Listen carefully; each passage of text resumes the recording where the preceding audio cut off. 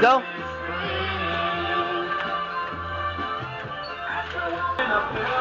Asan bag mo? Ha? Yan lang? O, kuha na mo pala ako. Naka-vlog tayo eh.